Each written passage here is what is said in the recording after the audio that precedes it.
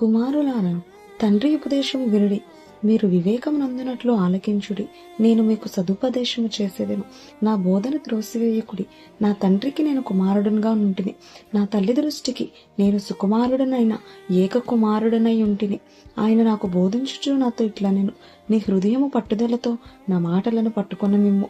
నా ఆజ్ఞలను గైకొనిన ఎడల నీవు బ్రతుకుదువు. జ్ఞానము సంపాదించుకొనుము, బుద్ధి సంపాదించుకొనుము. నా నోటి మాటలను మరువకము, వాటి నుండి తొలగిపోకుము. జ్ఞానమును విడువక ఉండిన ఎడల అది నిన్ను కాపాడును. దాన్ని ప్రేమించిన ఎడల అది నిన్ను రక్షించును. జ్ఞానము సంపాదించుకొనుటయే జ్ఞానమునకు ముఖ్యాంశము.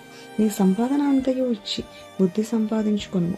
దాన్ని గొప్ప చేసిన ఎడల అది నిన్ను హెచ్చించును. దాన్ని కౌగలించిన ఎడల అది నీకు ఘనతను తెచ్చును. అది నీ తలకు అందమైన మాలిక కట్టును, ప్రకాశమానమైన కిరీటమును నీకు దయచేయును. నా కుమారుడా, నీవు ఆలకించిన మాటలను అంగీకరించిన ఎడల నీవు దీర్ఘాయుష్మంతుడు వగదు. జ్ఞాన మార్గమును నేను నీకు బోధించి ఉన్నాను. యథార్థ మార్గంలో నిన్ను నడిపించి ఉన్నాను. నీవు నడిచినప్పుడు నీ అడుగు ఇరుకున పడదు. నీవు పరిగెత్తినప్పుడు నీ పాదము తొట్టిల్లదు. ఉపదేశమును విడిచిపెట్టగా దాన్ని గట్టిగా పట్టుకొనుము. అది నీకు జీవము గనుక దాన్ని పొంది ఉండుము.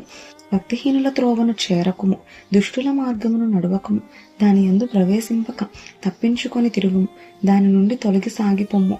అట్టివారు కీడు చేయనిది నిద్రింపరు, ఎదుటివారిని పడద్రోయనిది వారికి నిద్ర రాదు. కీడు చేత దొరికిన దాన్ని వారు భుజింతురు, బలత్కారము చేత దొరికిన ద్రాక్షరసమును త్రాగుదురు.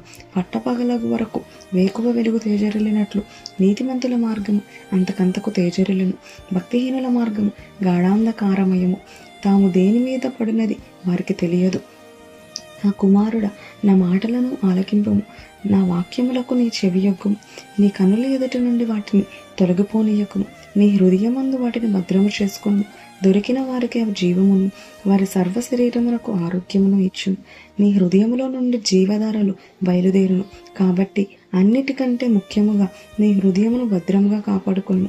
మూర్ఖపు మాటలు నోటికి రానియకుము. పెదవుల నుండి కుటిలమైన మాటలు రానియకుము.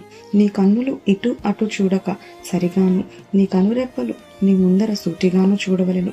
నీవు నడుచు మార్గమును సరళము చేయుము. అప్పుడు నీ మార్గములన్నీ స్థిరములగును. నీవు కుడి తట్టుకైనను ఎడమ తట్టుకైనను తిరగకుము. నీ పాదమును కీడునకు దూరముగా ఒలిగించుకొను. ఆమేన్.